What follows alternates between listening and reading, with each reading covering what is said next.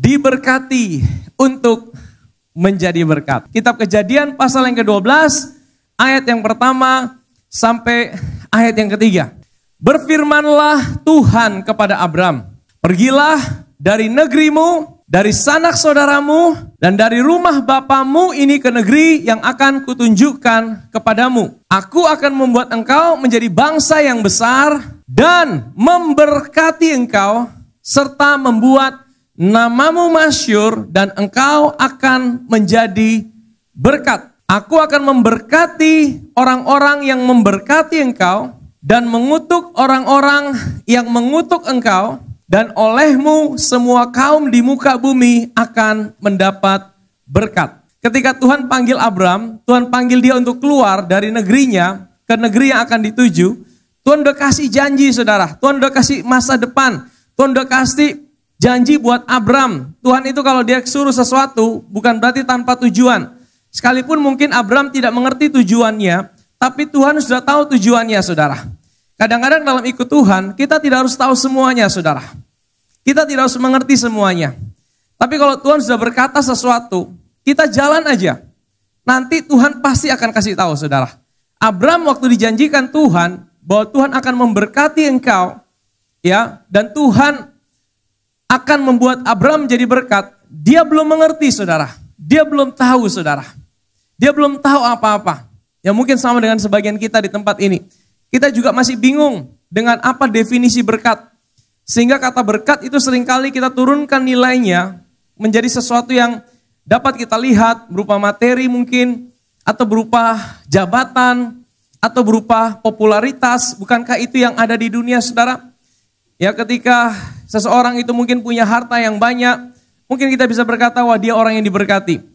Tapi saya mau bilang bahwa firman Tuhan berkata bahwa uang yang banyak saja tidak menjamin bahwa hidup orang itu diberkati, saudara. Karena berkat itu bukan soal uang, saudara. Banyak orang punya uang yang banyak, tapi malam tidak bisa tidur juga, saudara. Ada orang punya uang yang banyak, tapi hidupnya selalu dipenuhi dengan ketakutan, saudara. Kita selalu juga berpikir bahwa seolah-olah kalau jabatan yang tinggi itu adalah satu berkat. Ternyata bukan juga, saudara. Jadi definisi berkat itu ternyata bukan soal uang, bukan soal jabatan, bukan soal popularitas. Nah hari ini kita akan sama-sama belajar apa definisi daripada berkat itu, saudara. Nah kata berkat itu di dalam bahasa aslinya adalah barah. Nah barah itu definisi lurus-lurusnya seperti ini, saudara. Jadi kekuatan yang diterima untuk bisa menghasilkan ya sesuatu dalam hidup ini. Contoh kekayaan, contoh hidup yang lebih baik, contoh kesehatan. Nah tapi saya meneliti di dalam bahasa aslinya kata barah itu terdiri dari 3 huruf. Huruf Ibrani ini agak unik, saudara. Huruf Ibrani beda dengan huruf-huruf bahasa Indonesia, bahasa Inggris. Kalau huruf bahasa Inggris, bahasa Indonesia, huruf ya huruf, angka ya angka. Tapi huruf bahasa Ibrani, huruf itu bisa berarti angka, tapi juga bisa berarti gambar. 3 huruf konsonan yang disebut radikal atau root letters. Jadi ada 3, yang pertama bet, katakan bet. Bet itu rumah, arti bet itu rumah, makanya ada Bethlehem. Bethsaida itu rumah, Bethlehem rumah roti, Bethsaida ya rumah nelayan. Apalagi Bethesda, rumah kasih karunia. Nah huruf yang kedua adalah res. Res itu adalah artinya pemimpin, ya pemimpin. Dan huruf yang ketiga adalah kaf. Kaf itu adalah tangan, seperti tangan yang ditekuk begini, saudara. Bet itu rumah atau kehadiran, res itu kepala atau otoritas, dan kaf itu adalah tangan. Kalau digabung artinya tangan yang memberi dari sang kepala rumah. Siapa sang kepala rumah kita? Yesus. Betul? Di dalam Ibrani dikatakan kita punya seorang kepala rumah yang mengepalai rumah, yaitu siapa? Yesus Kristus Tuhan, saudara. Dengan kata lain, berkat itu tidak bisa dipisahkan dari seorang pribadi.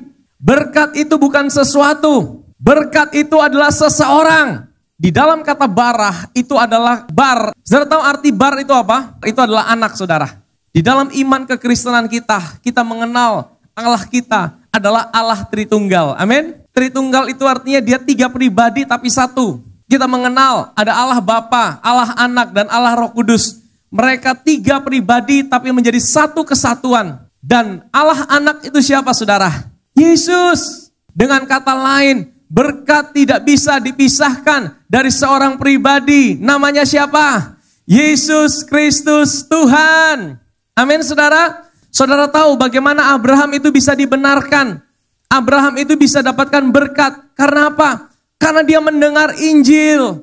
Kalau saudara baca di kitab Galatia pasal yang ketiga, dikatakan Tuhan memberitakan Injil kepada Abram. Dan Abram percaya kepada berita Injil itu. Maka dia diberkati dan dia dibenarkan. Kalau saudara dengar kata Injil, Injil itu bukan sekedar kabar baik biasa saudara. Injil itu bukan tentang perbuatan-perbuatan manusia. Kalau saudara dengar kata Injil, Injil itu bertolak belakang dengan semua agama.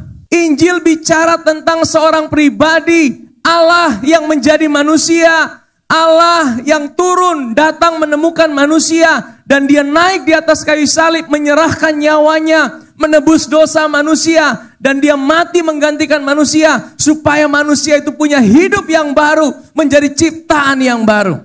Amin saudara. Abraham mendengarkan Injil sehingga dia menjadi orang yang diberkati dan dibenarkan saudara. Bagaimana dengan kita? Mungkin saudara berkata bahwa itu kan cuma Abraham. Bagaimana dengan kita? Apa hubungannya kita dengan Abraham? Mari kita buka dalam Roma pasal 4 ayat 13 sampai 16. Roma pasal 4 ayat 13 sampai 16. Sebab bukan karena hukum Taurat telah diberikan janji kepada Abraham dan keturunannya bahwa ia akan memiliki dunia. Tetapi karena apa? Kebenaran yang berdasarkan iman. Kebenaran yang bukan berdasarkan usaha manusia. Hukum Taurat bicara tentang usaha manusia. Iman bicara tentang usaha Allah yang menyelamatkan manusia. Sebab jika mereka yang mengharapkan dari hukum Taurat untuk menerima janji Allah, maka sia-sialah iman. Kalau ada orang yang mengharapkan janji Allah berdasarkan kekuatannya untuk mendapatkan janji itu, maka tidak perlu iman. Kenapa kita butuh iman? Karena kita tidak mengerti segala sesuatu. Kenapa kita butuh iman? Karena kita tidak mampu. Kalau saudara mau beli motor harga 10 juta, saudara punya uang 20 juta, saudara tidak perlu iman. Saudara hanya perlu langsung datang dan bayar cash. Tapi kalau saudara mau beli motor 10 juta, uang saudara cuma 500 ribu, saudara butuh iman. Tuhan tahu kita tidak mampu untuk membenarkan diri kita dan menjadikan diri kita diberkati. Makanya dia berikan Yesus. Dia berikan Yesus jadi manusia. Tapi respon kita adalah menerima. Iman itu buka tangan, sorong tangan, ambil. Itu bukan usaha saudara. Tinggal saudara sorong tangan, ambil. Itu iman saudara. Tuhan kasih semuanya. Tapi saudara mesti sorong tangan, terima. Karena hukum Taurat membangkitkan murka. Tetapi di mana tidak ada hukum Taurat, di situ tidak ada pelanggaran. Karena itulah kebenaran berdasarkan iman, supaya merupakan kasih karunia. Sehingga janji itu berlaku bagi semua keturunan Abraham. Bukan hanya bagi mereka yang hidup dari hukum Taurat, tapi juga bagi mereka yang hidup dari iman Abraham. Sebab Abraham adalah apa? Bapak. Dari mana kita bisa panggil dia Bapak Abraham? Emangnya kita punya garis keturunan Abraham? Jadi Abraham itu punya garis keturunan secara darah. Itu orang Arab dan orang Israel. Makanya keturunan Abraham itu ada pasir di laut, ada bintang di langit. Pasir di laut itu keturunan secara fisik. Bintang di langit itu keturunan secara spiritual. Kita di tempat ini bukan keturunan secara fisik. Tapi kita keturunan secara spiritual. Maksudnya apa? Kita diberkati dengan cara yang sama Abraham diberkati dan dibenarkan. Dengan cara apa? Dengan cara iman saudara. Amin. Kita juga percaya kepada berita Injil. Waktu saudara percaya kepada berita Injil, yaitu apa? Apa yang Yesus kerjakan, dia Allah yang menjadi manusia, dia naik di atas kayu salib untuk menebus setiap dosa-dosa kita, dia tergantung di atas kayu salib untuk menanggung setiap kutuk kita, sehingga kita yang tadinya terkutuk, kita dijadikan berkat. Oleh karena apa? Yesus ambil semua kutuk itu dan kebenaran Yesus dianugerahkan buat kita. Kita dijadikan manusia baru, kita diberikan identitas yang baru, kita dipindahkan. Kita tidak lagi di dalam Adam, tapi kita dipindahkan di dalam Kristus. Saat kita percaya itu saudara, hidup saudara diberkati. Amin. Jadi berkat itu bukan sesuatu saudara. Berkat itu adalah bicara tentang seorang pribadi. Namanya Yesus Kristus Tuhan. Yang mati buat kita. Dan karena dia mati buat kita, dia bangkit buat kita. Kita percaya sehingga apa? Hari ini kita dipindahkan dari kegelapan. Dari Adam masuk ke dalam Kristus. Adam itu adalah kepala daripada manusia pertama. Jadi Yesus lahir sebagai Adam terakhir untuk menyelesaikan kesalahan Adam pertama. Dan dia menciptakan satu ras manusia baru, namanya ciptaan yang baru. Itulah Kristus, itu ciptaan baru. Waktu kita percaya, kita tidak lagi di dalam Adam. Kita dipindahkan, kita di dalam Kristus. Waktu engkau di dalam Kristus, engkau di dalam berkat. Jadi berkat yang pertama itu bukan bicara tentang sesuatu. Tapi berkat yang pertama adalah ketika kita tahu bahwa hidup kita ada di dalam Kristus. Amin saudara. Jadi kalau hari ini saudara duduk di tempat ini, dan saudara belum yakin apakah engkau ada dalam Kristus atau tidak, berarti engkau tidak tahu sungguh-sungguh apakah engkau sungguh diberkati atau tidak. Tapi kalau engkau tahu dan tahu bahwa aku sudah lahir baru bukan sekedar baptis, tapi lahir baru sungguh-sungguh mengalami pribadi Tuhan. Dia mengubahkan kita. Maka ini sangat penting saudara. Kalau kita tidak mengalami kelahiran baru, sehebat apapun kita, duit sebanyak apapun, seterkenalnya hidup kita, jabatan setinggi apapun, kita tidak ada dalam berkat saudara. Efesus pasal pertama ayat yang ketiga, terpujilah Allah dan Bapa Tuhan kita Yesus Kristus, yang dalam Kristus, kata kuncinya adalah dalam Kristus. Kalau saudara hari ini ada di dalam Kristus, ini ayat buat saudara. Dikatakan terpujilah Allah dan Bapa Tuhan kita Yesus Kristus yang dalam Kristus telah mengaruniakan kepada kita segala berkat rohani di dalam sorga. Kenapa dikatakan berkat itu berkat rohani? Karena berkat itu yang pertama memang seorang pribadi. Tetapi waktu dia tinggal dalam hidup kita, dia akan dimanifestasikan menjadi sesuatu yang bisa kita lihat dengan mata kita. Yang jasmani saudara. Waktu saudara terima Tuhan, saudara bukan cuma terima sesuatu saudara. Saudara terima segala sesuatu. Bukankah dia yang punya langit dan bumi? Bukankah dia yang punya segala sesuatu? Kalau dia diberikan buat kita dengan cuma-cuma, masakan dia tahan segala hal yang lain untuk masa depan saudara, untuk rumah tangga saudara, untuk makan minum saudara, untuk jodoh saudara. Kalau saudara berkata bahwa dia karuniakan hidupnya, tapi dia tahan yang lain, saudara berarti kita berkata bahwa yang lain itu lebih mahal nilainya daripada hidup Yesus. Kalau saudara percaya bahwa dia berikan hidupnya sendiri buat kita, dia tidak mungkin tahan segala sesuatu yang lain. Kita punya Tuhan bukan hanya Tuhan yang peduli dengan hal-hal rohani saja.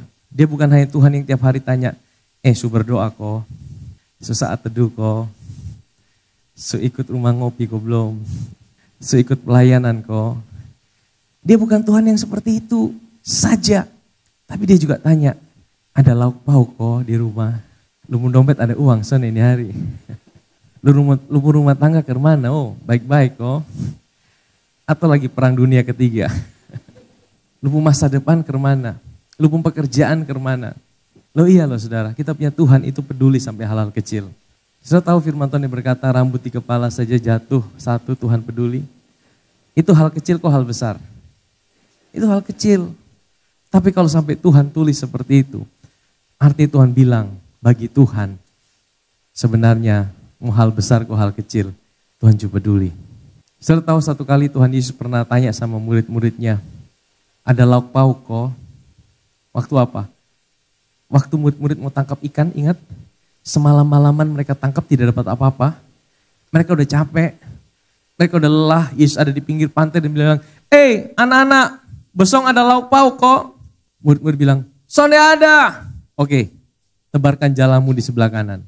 Dan waktu mereka taat menebarkan jala di sebelah kanan, mereka menangkap sejumlah besar ikan. 153 ekor. Artinya gini saudara, Tuhan itu peduli bahkan untuk lauk pauk. Tuhan juga peduli dengan kesehatan saudara. Setiap orang sakit yang berjumpa dengan Yesus, pasti Tuhan sembuhkan. Amin. Saudara percaya Yesus yang kita sembah, Yesus yang sama, dahulu, sekarang, dan selama-lamanya. Kalau saudara mau kenal siapa Tuhan, siapa Bapa, firman Tuhan berkata, lihat Yesus, engkau akan mengenal siapa Bapa itu saudara. Kalau engkau tahu apa yang Yesus lakukan, engkau akan tahu siapa Bapa kita di sorga, hati Bapa kita di sorga. Tuhan tidak pernah kasih sakit penyakit. Banyak orang sakit, dia tidak bisa disembuhkan karena apa? Karena dia tidak yakin bahwa Tuhan mau sembuhkan sakitnya. Bahkan lebih parahnya dia berkata bahwa ini sakit karena Tuhan. Tuhan tidak pernah ciptakan sakit penyakit. Sakit penyakit bukan dari Tuhan. Sakit penyakit itu akibat manusia jatuh di dalam dosa. Dan kita tinggal di dunia yang sudah jatuh, saudara. Karena kita tinggal di dunia yang sudah jatuh, makanya ada sakit penyakit. Tapi kita punya Tuhan yang tidak pernah kasih sakit penyakit. Tapi dia Tuhan yang mau menyembuhkan sakit penyakit. Dan dia sudah kerjakan itu di atas kayu salib 2000 tahun yang lalu. Semua sakit apapun, sakit hati kek, sakit tubuh kek, sakit semua, dia Tuhan yang mau sembuhkan itu. Bahkan dia Tuhan yang sudah lakukan itu 2000 tahun yang lalu. Mari kita buka 3 Yohanes pertama ayat yang kedua.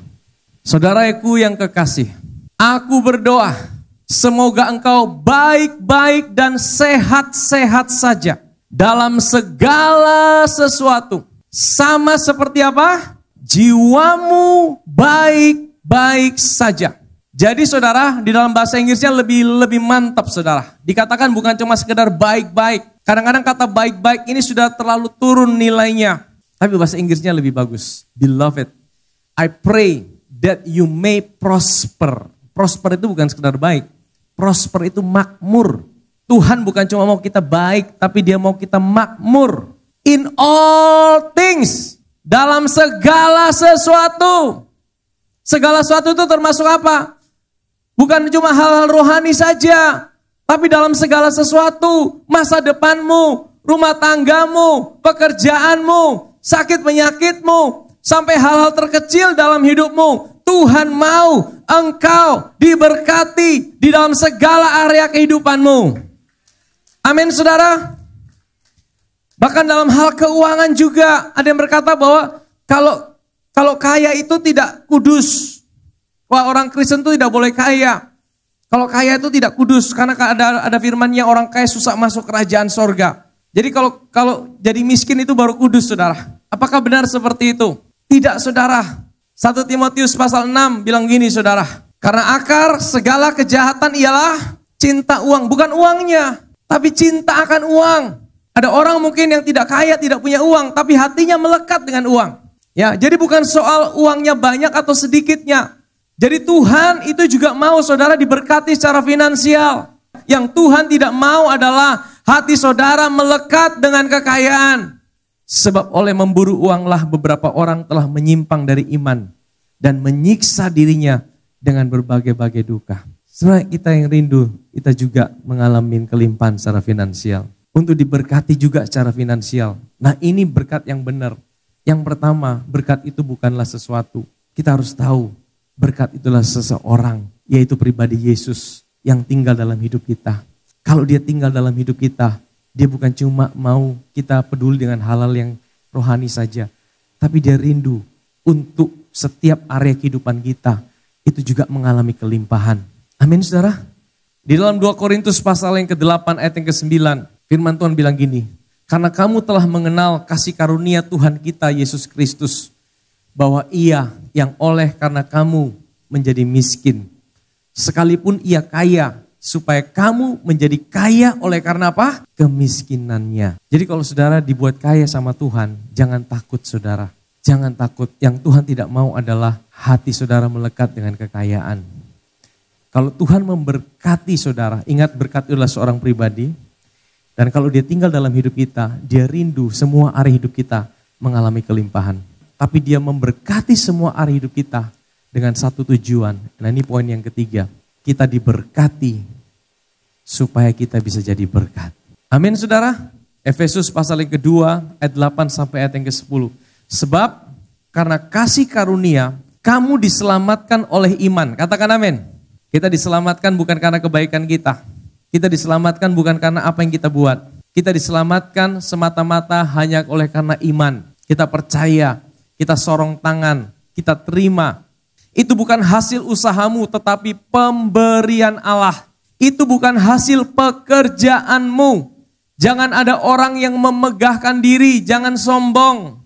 Karena kita ini apa? Buatan Allah, made in heaven, made in God. Hidup saudara adalah made in heaven, made in God, buatan Allah. Amin saudara. Kita ini buatan Allah, diciptakan di dalam Kristus Yesus. Kita bukan diciptakan di dalam sesuatu. Saudara dan saya diciptakan di dalam Kristus Yesus. Artinya hidup kita tidak mungkin bisa terlepas dari sang anak itu, saudara.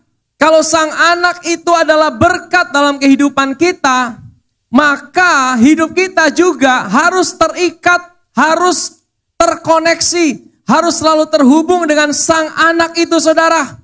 Dengan kata lain, visi hidup kita tidak boleh keluar daripada rancangan Tuhan.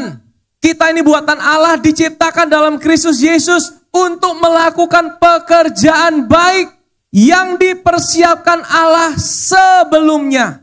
Ia mau supaya kita hidup di dalamnya. Saya meneliti kata pekerjaan baik, itu adalah ergon agathos. Kata pekerjaan itu adalah ergon, baik itu agathos. Nah ternyata pekerjaan baik, ergon itu bicara tentang panggilan sebenarnya. Setiap kita ini punya panggilan Tuhan dalam hidup ini. Kalau kita diciptakan sama Tuhan, saudara tahu kalau pabrik buat sesuatu, pasti dia ciptakan sesuatu itu ada tujuannya. Kalau pabrik saja buat sesuatu ada tujuannya. Kalau Tuhan buat sesuatu buat saudara ada tujuannya tidak? Ada. Jadi hidup kita tidak boleh terlepas dari sang anak itu. Karena berkat itu bukan sesuatu. Maka kalau kita bisa menjadi berkat, kita juga harus terkoneksi dengan sang anak itu. Hidup kita ini bukan tentang kita, saudara. Mungkin kita punya plan, visi masing-masing. Boleh, tapi rancangan kita harus tanya sama yang buat hidup kita. Apakah rancangan yang kita pikirkan, kita buat, itu sesuai dengan rancangan Tuhan dalam hidup kita atau tidak? Atau rancangan itu kita buat hanya untuk memuaskan diri kita? Atau kita tahu bahwa Tuhan mau sesuatu dalam, Tuhan punya rancangan dalam hidupku. Kalau Tuhan menciptakan kita, Tuhan itu juga yang kasih yang namanya panggilan. Saudara tahu panggilan itu yang buat kita tetap kuat, saudara. Panggilan itu yang buat kita tetap bisa berjalan. Mungkin panggilan saudara-saudara di dunia bisnis, panggilan saudara-saudara di dunia profesional, ada yang ASN, ada yang guru. Tapi semua yang kita jalani dalam hidup ini itu harus terkoneksi, harus punya satu goal visi dengan sang anak. Amin, saudara.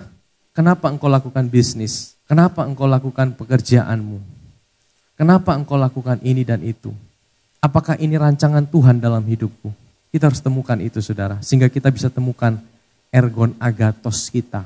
Panggilan, pekerjaan baik yang Tuhan siapkan buat hidup kita. Karena Tuhan itu kasih kita panggilan. Tuhan kasih kita juga talenta. Tuhan kasih kita karunia untuk menjalani panggilan itu. Dan saya percaya semua panggilan yang Tuhan kasih itu semuanya baik, tidak ada yang tidak baik. Rancangan Tuhan itu baik, tidak ada yang tidak baik. Hati Tuhan sebenarnya melalui setiap anak-anaknya supaya apa? Semakin banyak orang yang bisa kenal hati Tuhan buat manusia. Dan hati Tuhan buat manusia adalah dia mencintai manusia. Dia mengasihi manusia. Dia rela lakukan apa saja untuk membuat manusia itu sadar bahwa dia mencintai manusia. Amin, saudara. Saudara diberkati di semua area hidup saudara. Di dalam rumah tangga, dalam pekerjaan, dalam kesehatan, hal-hal yang terkecil sekalipun kita punya Tuhan yang rindu untuk memberkati hidup saudara. Amin. Tapi dia memberkati kita dengan satu tujuan, supaya engkau bisa melakukan pekerjaan baik yang telah dipersiapkan Allah sebelumnya. Rancangan Tuhan buat hidup saudara dan saya. Mari kita bangkit berdiri, kita datang pada Tuhan.